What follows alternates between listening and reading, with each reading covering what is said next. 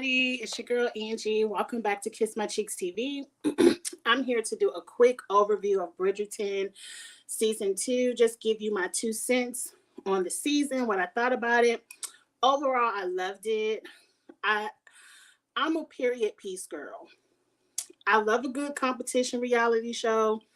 I love a good messy reality show.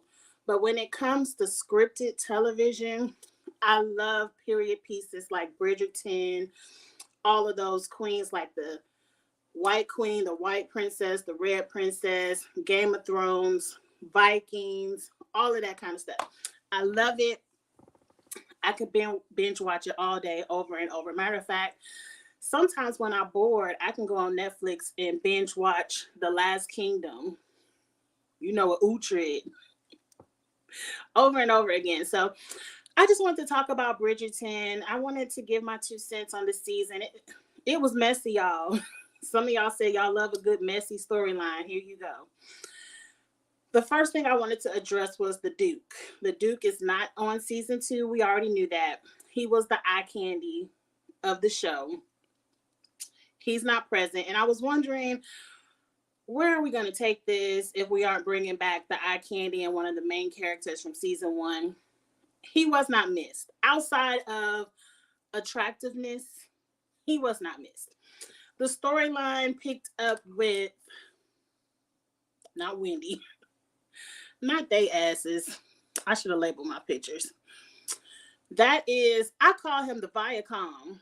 And I'm not being shady, but I can't remember how they say it. And it sounds like Viacom, the cable network.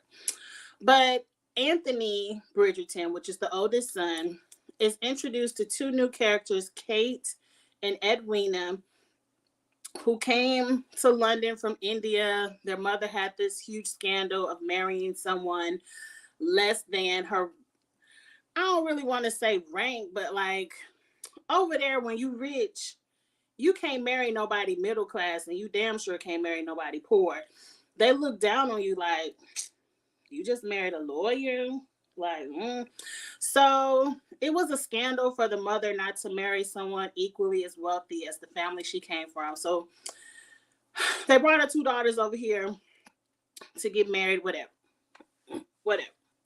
So I like the 2 daughters. Kate was a mess. Edwina is gorgeous. Both of them are gorgeous. Edwina is the one in the orange. Now, if y'all ain't watched all of Bridgerton season 2, I can tell you right now, go ahead and watch this on the rewatch because you will be spoiled. Now, the first thing I enjoyed that they did is they brought in the backstory of how the father died. He died from a bee sting in front of Anthony, who is the oldest. And Anthony is traumatized and kind of has his feelings in a locked box because his father was his best friend, and losing someone that you love that much, he was like, I'd rather not ever love again because I don't want to feel that kind of loss again. So he's in a stuck place. I understand the backstory. What I didn't like of the backstory is there was a scene where a bumblebee was close to Kate and he had a panic attack and they had to touch each other. I got to show. They had to touch each other on the heart to, calm down. They never explained to Kate, like, we went through that because of the bumblebee incident. I would have loved to see a full circle of that conversation, but oh well.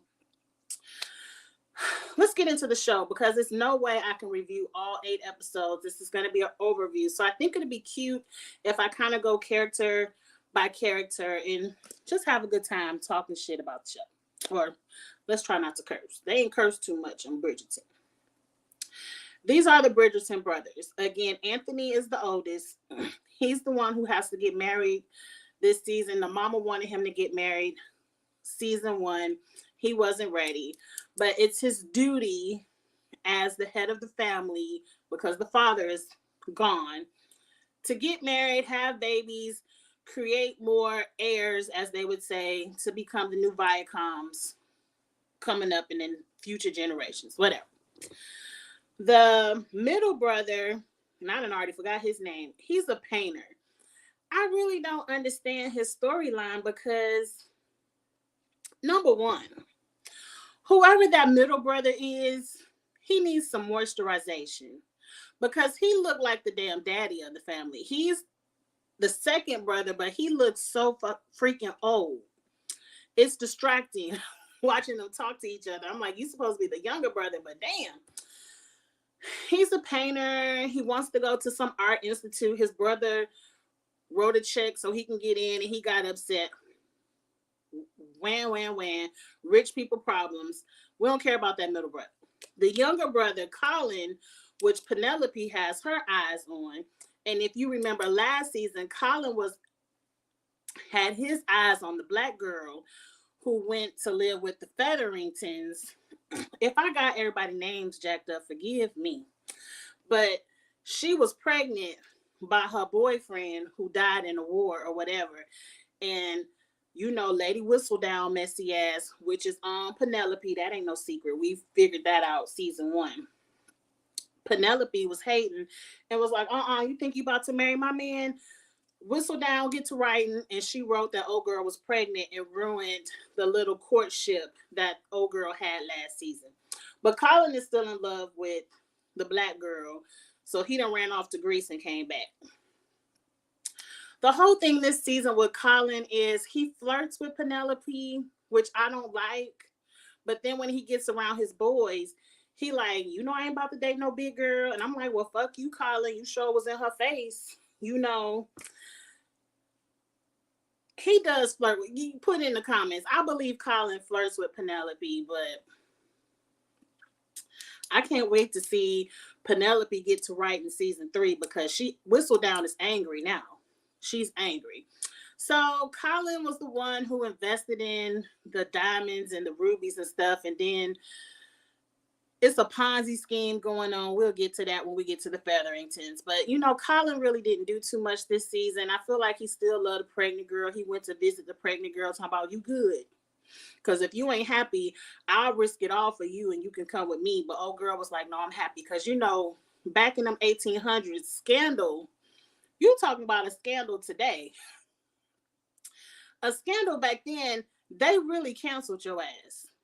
Like, cancel culture was in the 1800s. You couldn't have no scandal or you were done. And so she was like, no, I don't want you to ruin your life. I'm happy here. Because she married her boyfriends. Lord, my phone is going off somewhere and I ain't put it on Do Not Disturb. Hold on. Y'all can still hear me, but where is my phone? Oh, dummy. It's in my pocket, y'all. So, what happened with, let me put it on Do Not Disturb before it start ringing and messing up my videos. But let's move on from Colin. Who do we want to talk about next? I want to save the messy couple for last. These are the older ladies of the show. I love, damn it, I don't forgot her name. She's a dame or something. She's high class. The one in the burgundy.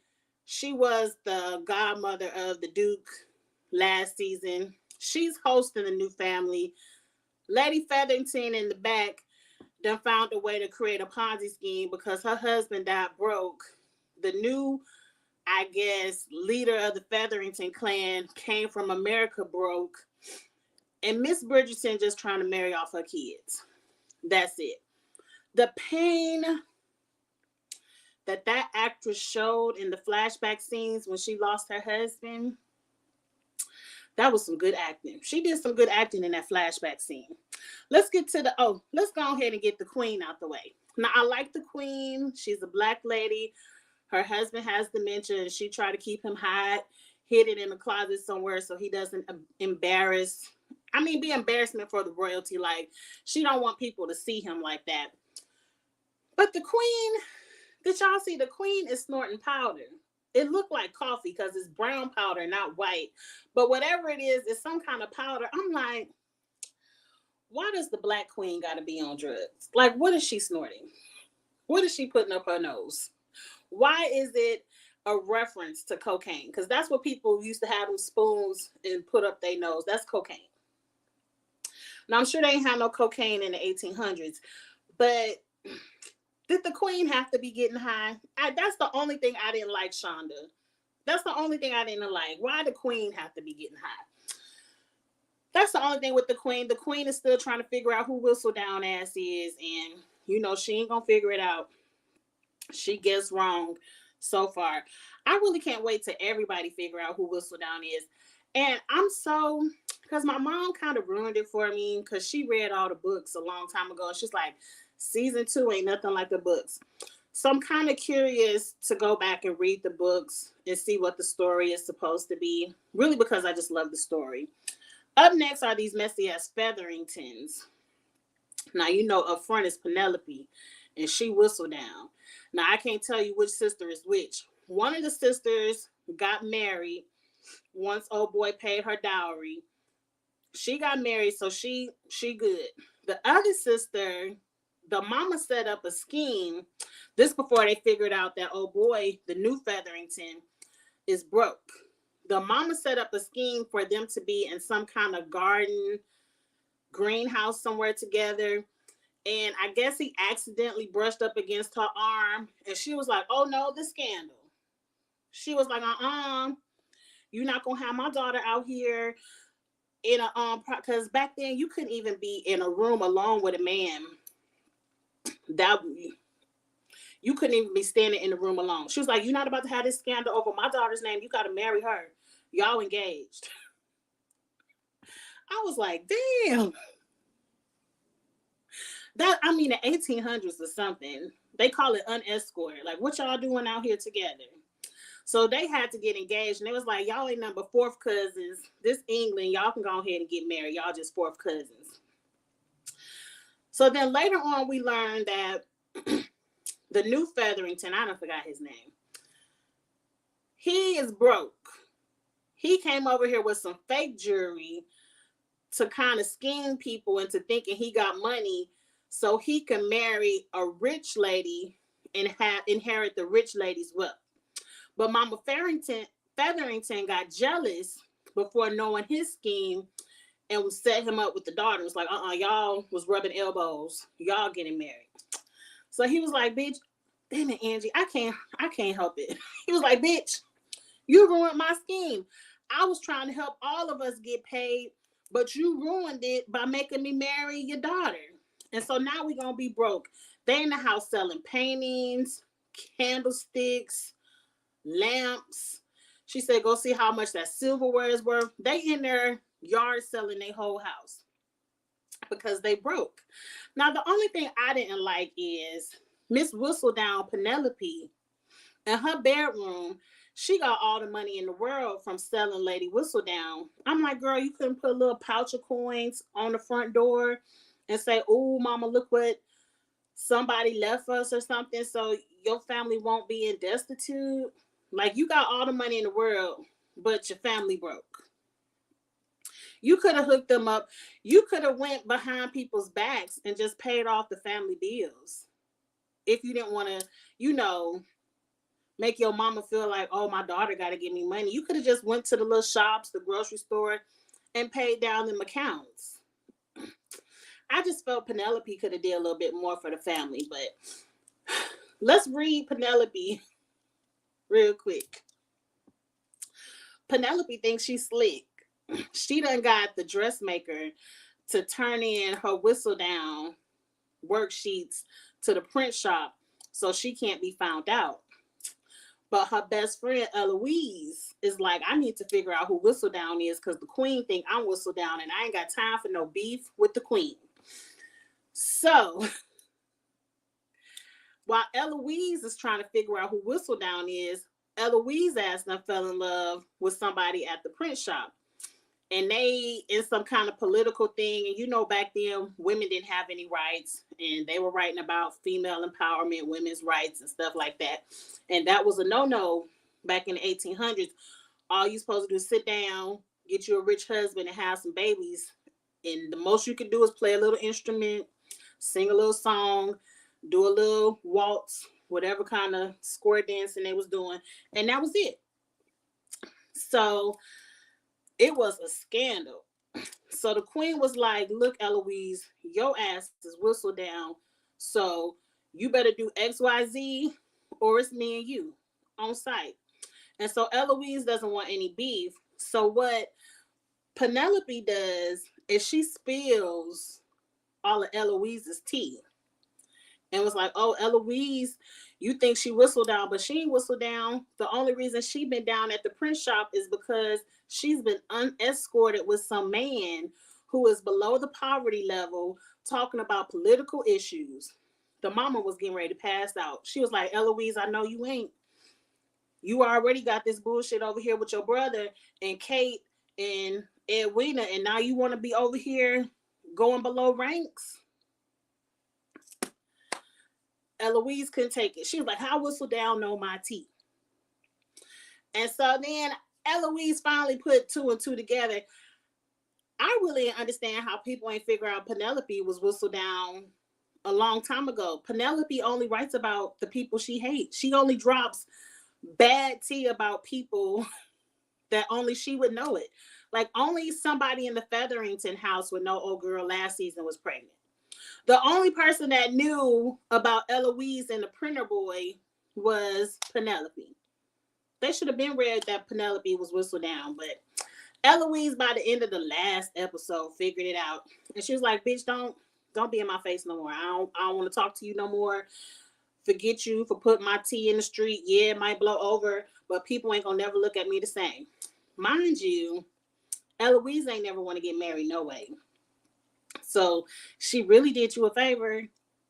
And in the books, my mama told me in the books, Eloise didn't even, what do they call it, debut herself. She didn't even put herself on the market for marriage. She never came out. So it's a twist of the book. I guess we got to have some kind of drama, but that Penelope as Whistledown is a mess. It's a mess. I love it. It's like an old-fashioned Gossip Girl. I really love it. Let's get into the main drama of the season because we're going to wrap this up fast. Like I said, I can't go episode into episode. It's just an overview. These people right here. So, you know, every season there's a diamond. Last season it was Daphne, and she married the Duke. The diamond is the person that the queen says is the most beautiful. She would make the best bride of the season. All the men want the diamond. Everybody want to marry the diamond. And I can't remember the black lady who was the godmama of the Duke. I can't remember her name. Season 3, I'll take notes. But I ain't take no notes because I'm just talking. So her name ain't Eloise. Edwina is the diamond. And old girl who was the Duke godmama told the queen, because the queen was like, all these hoes look basic. She said everybody basic this season. And old girl was like, well, if you want to spice it up, let the outcast be the diamond and let's really get some scandalous stuff going. And so the queen on her powder or whatever she's doing, she was like, okay, Edwina, you the diamond. Mind you, the Viacom already said, whoever the diamond is who I'm marrying because I ain't got time to be fake dating all these girls. I really don't want to be married anyway. Whoever the diamond is going to appreciate the Viacom and she going to want to be with me no way. So he started going after Edwina. Now, mind you, going back to the very first episode, Kate ass is out horseback riding and she galloping fast and she minded her own business, mind you. She minded her business. Here come the Viacom for one of his late night sexual escapades and see Kate galloping. And he was like, oh, what's up? You got beef? Somebody following you? And you know, damsel in distress. He got to go follow her to make sure it ain't no beef going on and ain't nobody chasing her. So they had a little rendezvous, you know, a little bit of shit talking to each other, 1800 shit talking. Like, ain't nobody following me and you ain't all that. And you know how people fall in love with insults. A lot of people are like that. It reminds me of, y'all remember Living Single, Maxine and Kyle, how they would insult each other, but that's their love language. That's kind of what Kate and the Viacom was doing. And you know, Kate, let me show you the picture again. So, you know, Kate is the one in the green dress. Edwina the diamond is in the peach colored dress. Viacom in the center. So they already had history of locking eyes before her sister was called the diamond. So at the ball, Kate is kind of one of those, just like the Viacom, really ain't trying to fall in love. She lost both her parents and she ain't trying to open up either. She outside overhearing a conversation where the Viacom is like, look, I just want to get married, pop out some babies, and once I do my duty, I can go back to sleeping with the soprano and whoever else I want to go sleep with. And so Kate was like, oh, he ain't shit. So once the Viacom found out that her sister was the diamond, Kate was like, you can't be with my sister. I don't give a fuck what you want to do.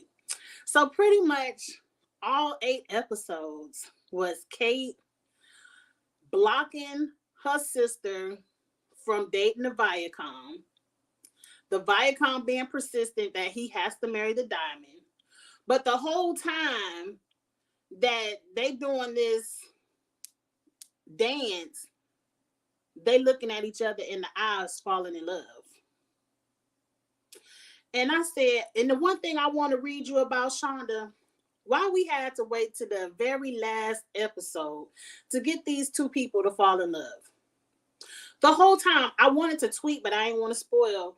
But the whole time I was like, if Kate and the Viacom don't be together, I'm going to be pissed. They up here stressing me out, kissing, rubbing noses like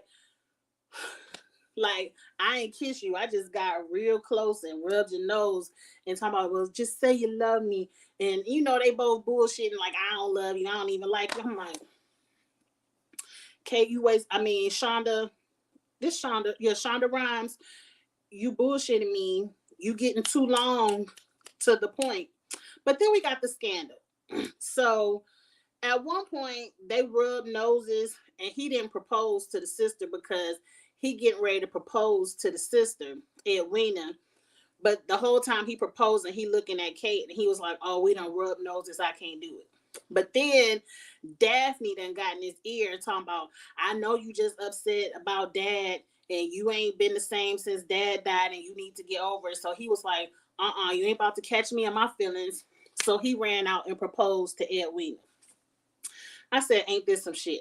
Now, mind you, in London, it don't take, when they get ready to get married, it don't take them no year to put no wedding on. You propose, 2 weeks, you married. That's it. And the queen was like, it's going to be at my house. This the diamond. This the Viacom. I'm putting on the wedding. It's the show of the season.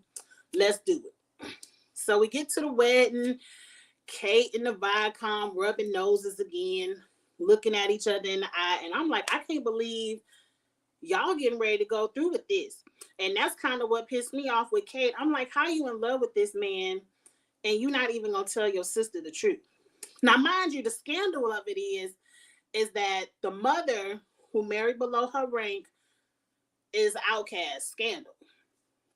So the mama's parents was like, look, you can get your inheritance back, but our granddaughter got to marry somebody of rank in London. And if she marries somebody of rank in London, we'll take care of you and Kate and she can get her inheritance back. We'll pay the dowry and all that. The grandparents came over and spilled all the tea.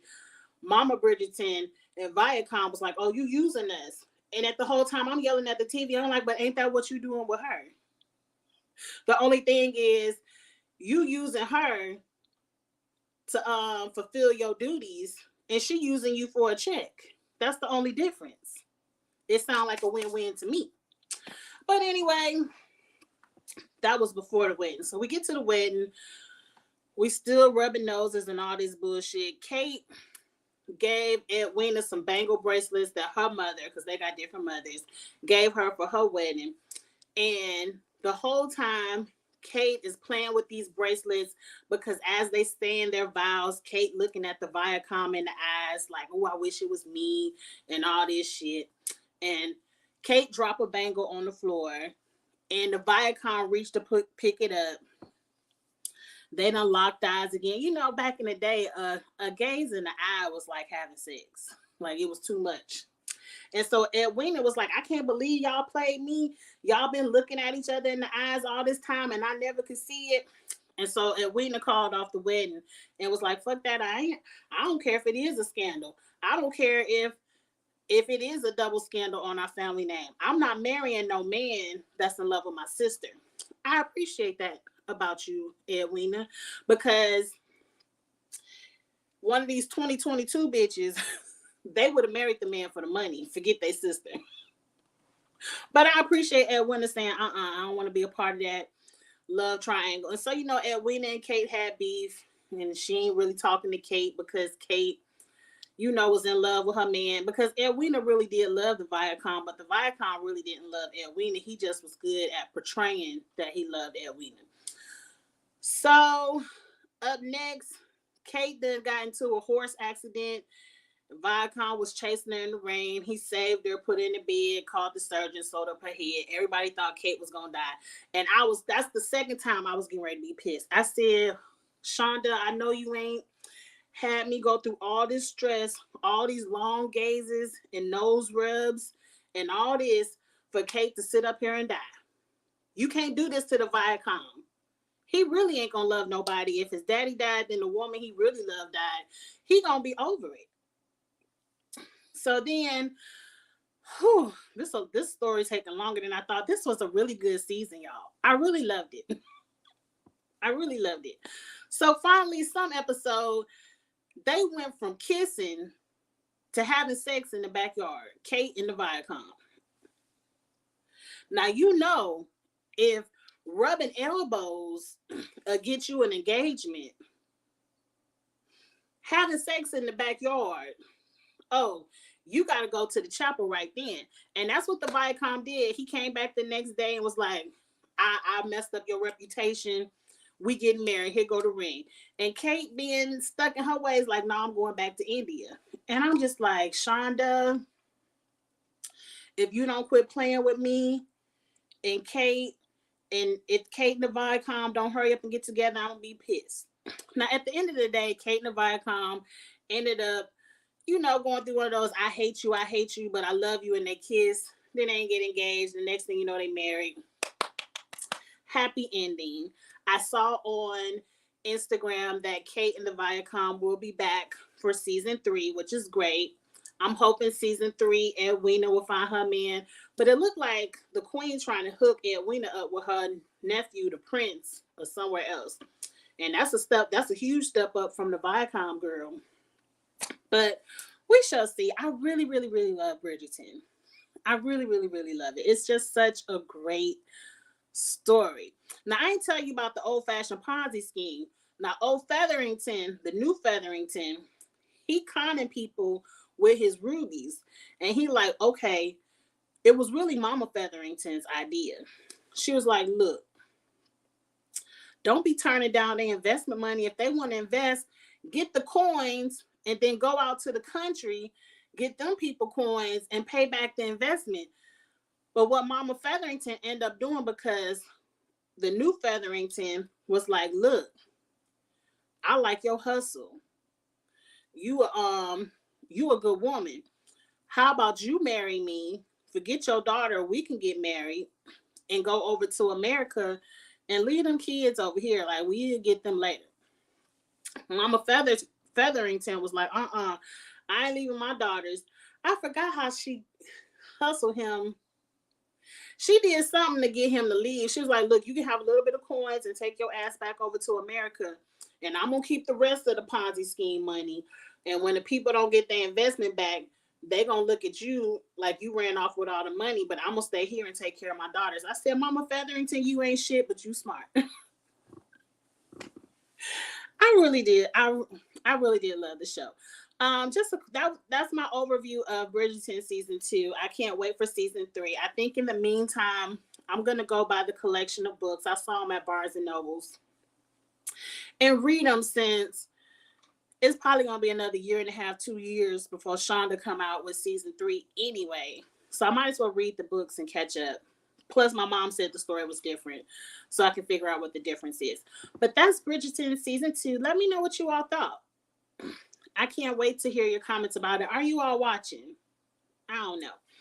But up next, I'm getting ready to do the Real Housewives of Atlanta trailer. And then, Ostella will be at 6 p.m. I already got my Stella Rose on deck. I will see you all later. Have a good night. Bye.